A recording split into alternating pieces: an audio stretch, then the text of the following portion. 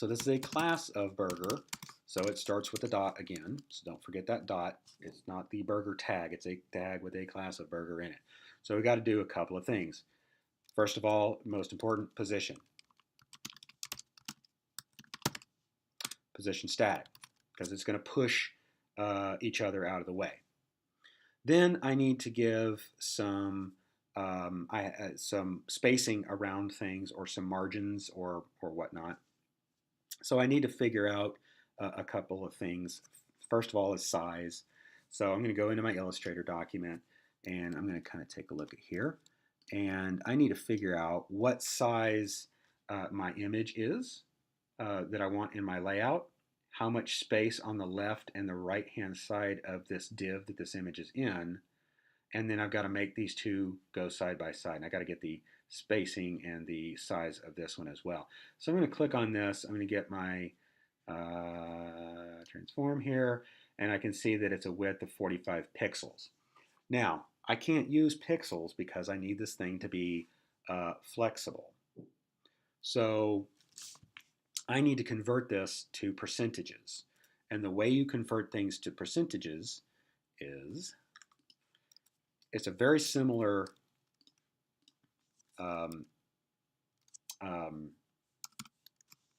calculation to the, sorry, I'm thinking and trying to design at the same time.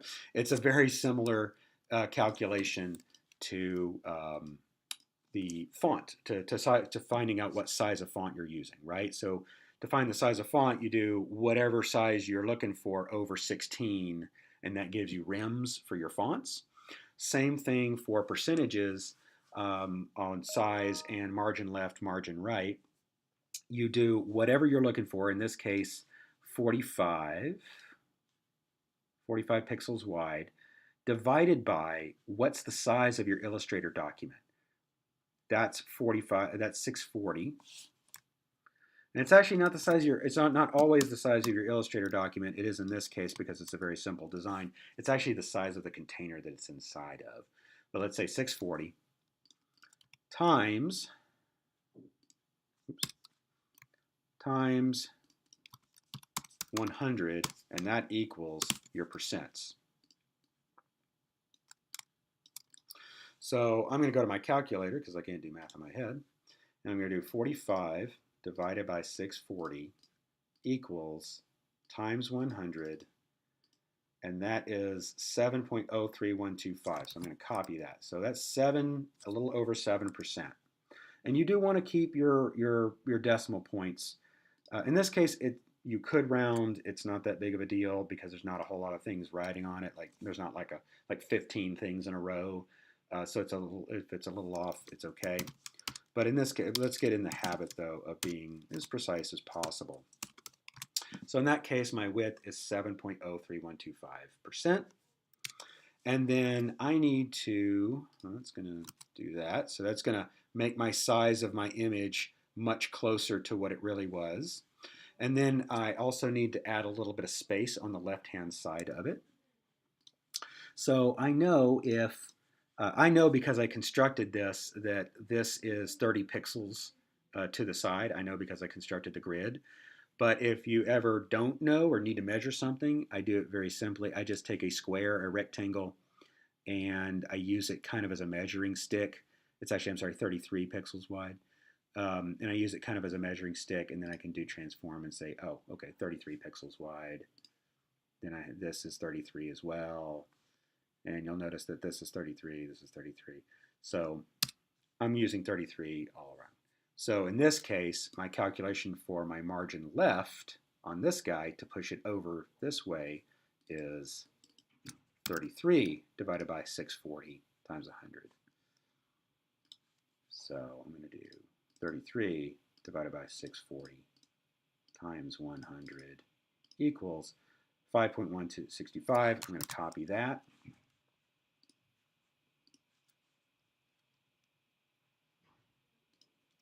And I'm going to give my burger a margin left of that percentage. And I also know that I want some space. Okay, doesn't Did I save it? There you go. I didn't save it. Refresh. There you go. Let's push it away. I also know that I wanted that amount, that same amount here and here. I have two choices. I can either move that to I can add this same amount to my margin left on my logo, or I can add it to a margin right on my burger. It kind of doesn't matter which way you put it. You put it wherever you find it makes the most sense. I'm just going to go ahead and put a margin right of the same amount on there. So then when I get my logo kicked up in the right spot, that'll be in the, it'll be pushed away from my burger the right amount. So let's fix this next thing. So my MeowFest logo is in there, and I need to size it correctly and get it kicked up to the left and right of my burger. So let's do that. So I'm going to go in here. I'm going to go to my Illustrator file, grab my type there, my logo there, and the width is 282.453. Let's just kind of round that to 282. That way my calculations don't go crazy. We're just going to say 282. So again, 282 divided by 640 times 100, because 640 is my size of my container that these guys are in. So let's do that.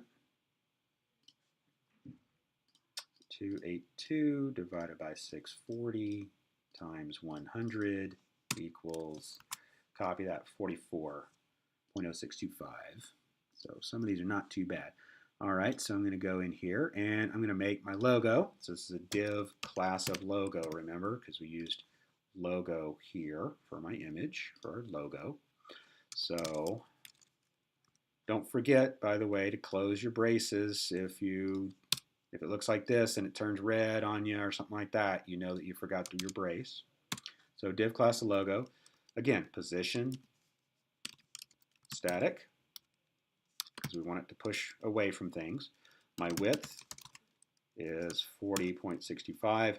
I don't need any kind of margins on it because I've kind of taken those with my left and right on my burger. If I don't, you can add margins to it if you need to, but we don't have to. Now, the thing that I need to do, that gets it sized down about the right size, but now I need them to go side by side. And the way you get two things going side by side is by floating them. And you have to add your float to both things that are going side by side, floating left. So that's what I'm going to do. I'm going to do this. I'm going to go to my burger. I'm going to go back to my burger, and I'm going to add float left. And what that does is it just makes it, just think float, makes things go side by side. And again, float left. Now, they're going to go side by side, but something a little funky is going to happen to my header. It's going to collapse. So I'm going to show you that. They're side by side. You don't see them. You see them side by side if I highlight them. But because they're white on white background, you don't see them. What's happened is my header has collapsed. When you float stuff inside of a parent div, that parent div collapses. You're going to run into this over and over and over again. When you float stuff side by side, the parent div collapses. So my header, that blue div, collapsed. Here's how you fix that. You add a new line to your header, and that's overflow hidden. And I call overflow hidden my favorite DJ because he fixes everything. I'm not sure why he's a DJ. I guess if he fixes everything, he should be more like a maintenance man. I don't know. Have no idea. But what that does is it just kind of unfolds that problem when you start floating stuff. Okay, so I've got my stuff floated there, but I don't have very much space in between, like on the top and the bottom. You'll notice that I've got a lot of space in my actual layout. I've got like a bunch of space up here. So I kind of need to know, I kind of need to push this header away from my contents a little bit. And I have two choices. I could put margin top on both logo and both nav and margin bottom to push it away. Or I could put padding top and bottom on my nav div as an alternative. So margin pushes away from the outside, padding pushes away from the inside. So just so you get a little bit of different practice, I'm gonna instead of putting margins on things, we've been doing some margins, I'm gonna actually put padding on my header div instead. So I'm gonna go to my header. I need to measure how much padding I need. So I'm gonna go in here and I'm gonna measure this space here. It's 42, and I should have made it exactly. We'll call it 42 as well, just for good measure. So I need to do that, though. That calculation is in rems. So left and right is done in percentages. Top and bottom is done in rems. So that calculation, again, is very similar.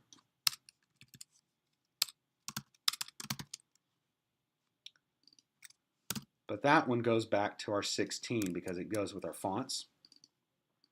So in this case, 42 divided by 16. So remember from the first video I said to calculate your rems for your fonts, you say whatever the font size is over 16, right? We're doing that. So top and bottoms and rems, always divided by 16. Left and right's percentages, always divided by the width of the div that you're working in this case. So we're going to create our top and bottom padding for this header. So 42 divided by 16. 42 divided by 16, and that equals 2.625. So we're going to grab that. And I am going to go into my header, and I'm going to add a little padding top and a little padding bottom. So padding top and padding bottom. And notice that I am doing it in rems, not ems. You may have learned ems in your other class. We're going to use rems in this class. They stand for not responsive ems, but relative ems. And that's, again, relative to the size of this setting there. And I find it rems are a lot more predictable between phone and desktop than ems are. So we're going to use rems, but the calculation is exactly the same. And there you go. Now that is looking a little on the large side, but we can fix that a little bit later if we need to kind of whittle that down just a little bit. Okay, so there's my, So I got my header in. Now it's going to go a little faster. That was a little bit more complicated than the rest of my site.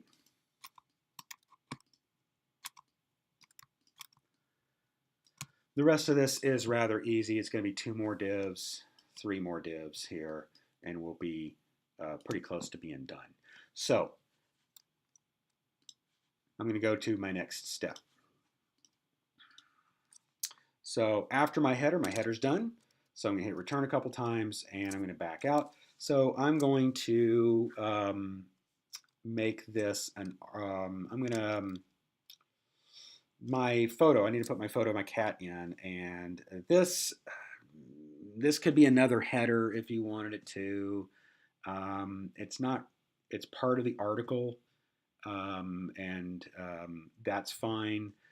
It's kind of another header, so I think I'm going to use header because it's going to be a little kind of about the same actually. So actually I can use header. Header was already 100% wide. It did have a background color, but my image is going to end up coloring my image. Oh, but it did have some padding and some padding bottom. So I might need to override some of that stuff if I use a header. So I think what I'm going to do is I'll use my header, but I'll put a class on it because it is a little different from my regular header. So I'm going to do header, but I'm going to give this a class of hero because this is my hero image. And I'm going to put my image of my lolcat in there.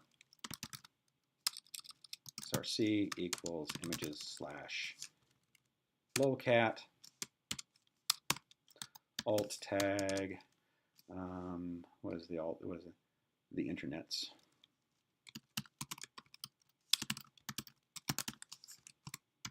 And I'm going to make sure that I close my image as well. And that's going to put my cat in there. So I'll take a look at that. Now the problem is I've got some extra space that I really don't want. So I need to kind of override that because it is the header. It's always going to be the header first, but I've added a class of hero to it so I can kind of control it a little bit more. So I need to override some stuff. So the first thing that I'm going to do is make my class a hero, and then I need to kind of override a few things. I need to get rid of my padding top and my padding bottom. So I'm just going to override that. So we can go padding top and get rid of it, 0, and padding bottom.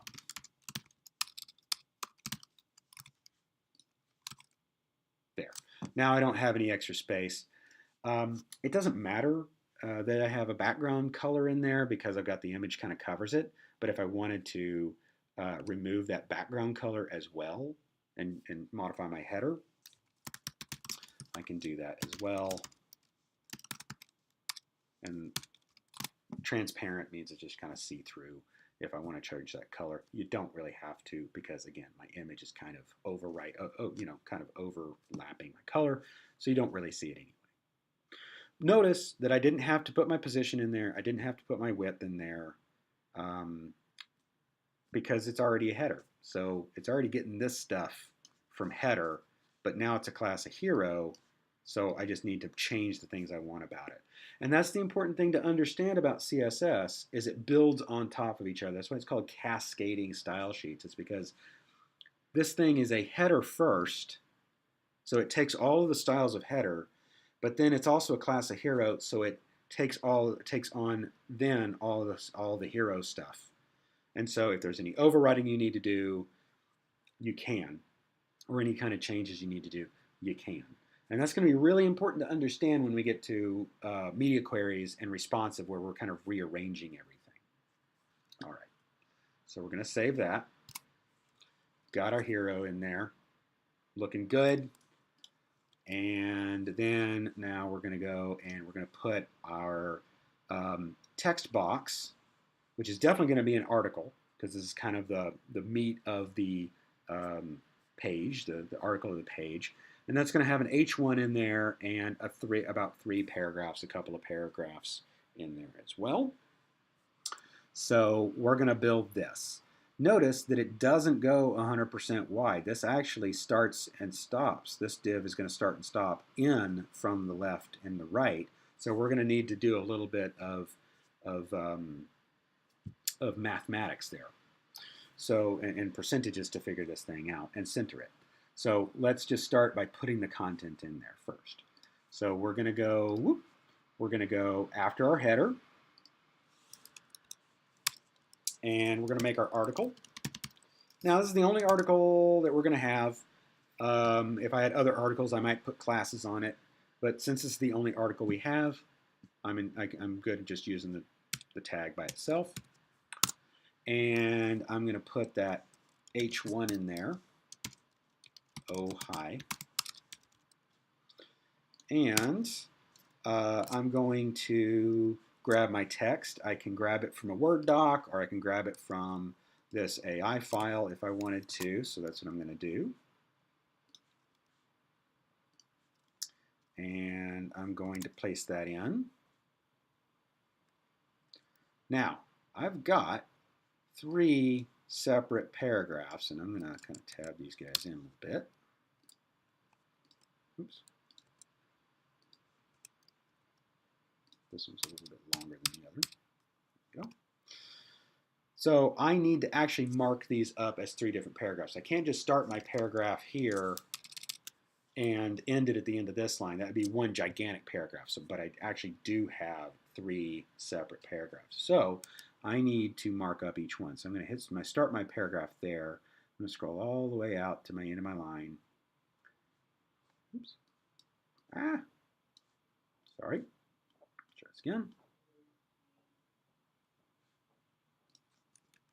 And I'm going to close my paragraph at the end of that line. Open my paragraph here and move it to the end of this line here.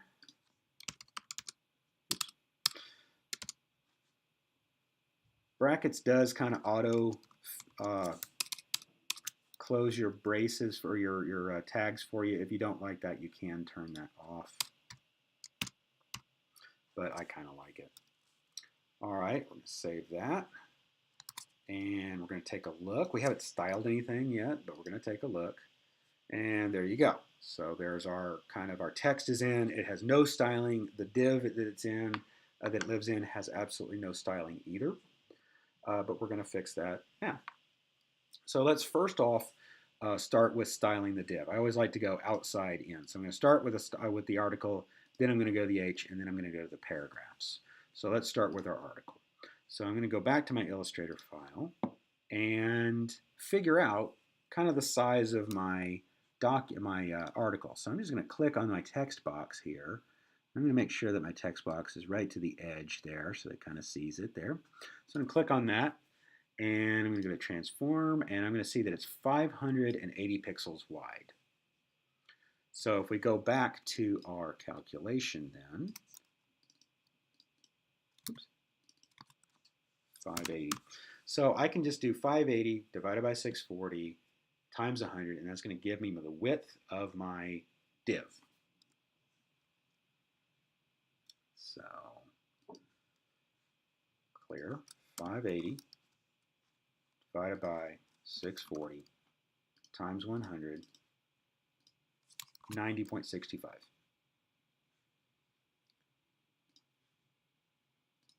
Brackets, my style, and I'm going to style my article.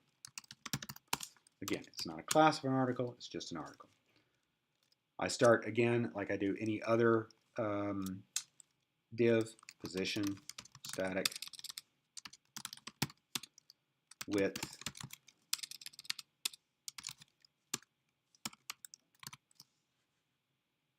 save it, take a look. Okay, it's getting better. Now, I could go in here, and measure out what my margin left and margin right are to center it, but I can just center it and do it the easy way. So that's what I'm going to do. I'm just going to center it as opposed to trying to figure out what my margin left is. So I'm just going to do margin 0 auto. Again, if you remember margin left auto, margin right auto, it's the same thing. So I'm going to save that. Take a look. It's centered. Great. Then the next thing that I want to do is I want to push my div down a little bit. It's right here on the edge. So I want to use, I want to space this thing out a little bit and give it a little bit of margin top, my article. So it kind of pushes the whole shebang down a little bit. So again, I'm going to go into my AI file and I'm going to measure this out. Should be, okay. Oops. We're just going to say 52 pixels.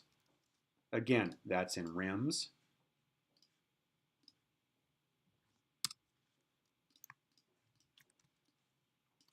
So 52 divided by 16. Well, actually, no, let's make it 42. I'm going to change my design just a little bit, just so I get if I'm getting these same spaces here, I want to make these the same too. So let's just do 42. I should have been a little bit better with my design, so I'm just making even spaces here. Let's do that. So I'm going to put a little bit of margin top of the same amount of padding top that I used in there in my header. So I'm going to use that same number. And what I'm going to do is you can do margin top, that, margin left, auto, margin right, auto, margin bottom, 0. Or, so you could do it this way.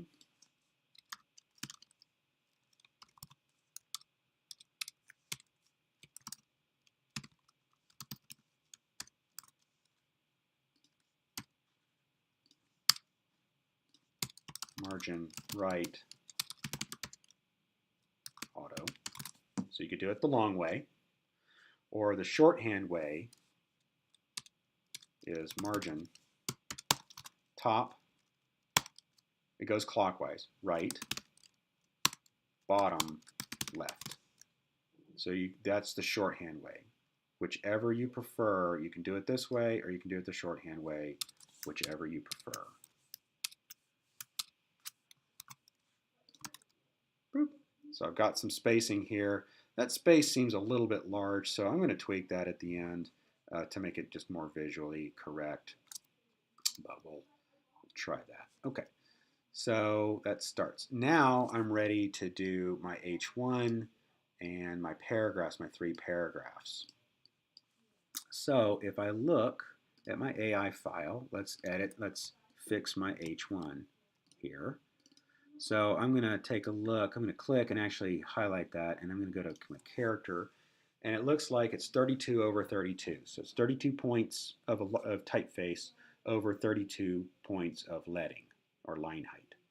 So 32 over 16 for my rims, because I got to do it in rims, both my line height and my font size, is going to be 2 exactly. So 32 divided by 16 is 2 rims exactly. So that's what I'm going to do.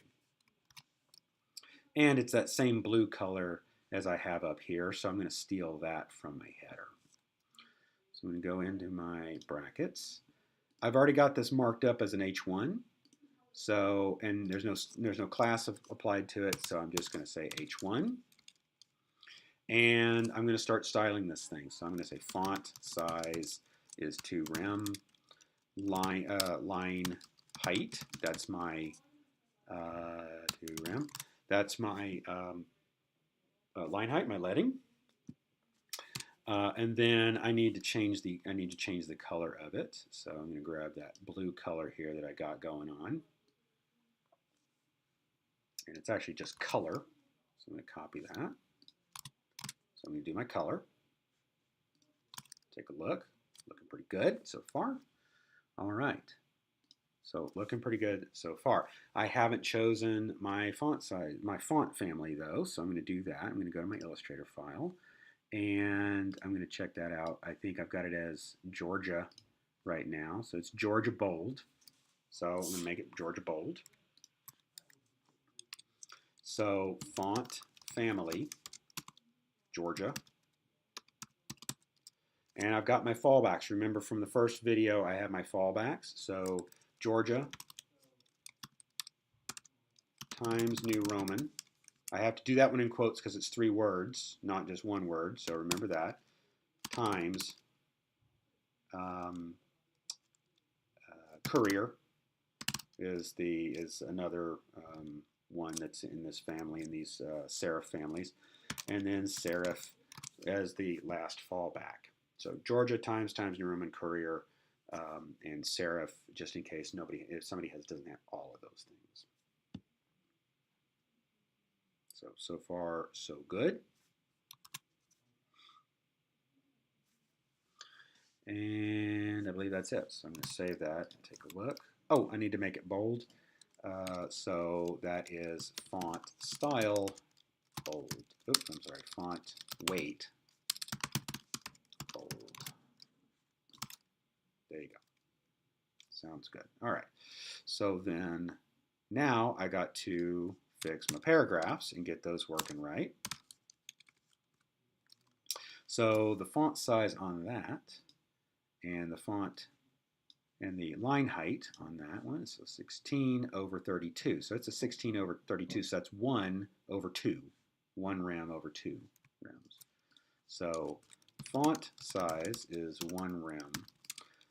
Line height is 2 rems because I've already done that calculation.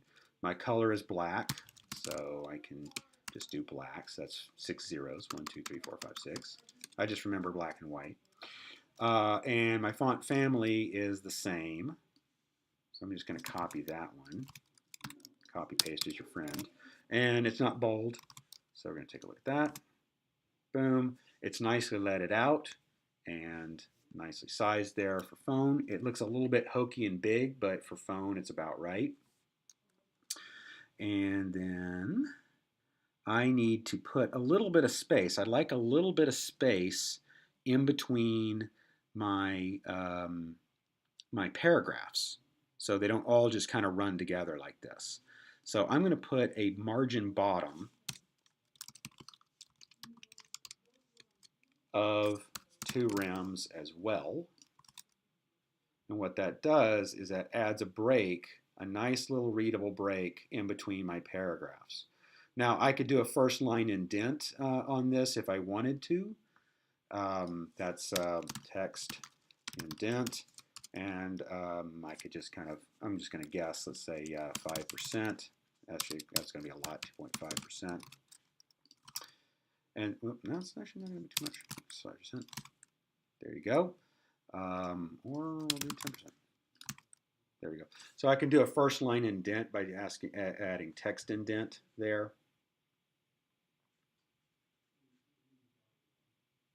And you're in good shape. So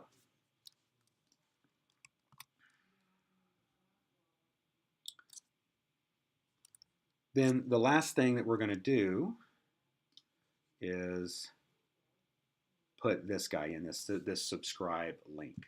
And I'm going to let you try to do that on your own. So you guys try to do that on your own, and then we'll talk about it in class.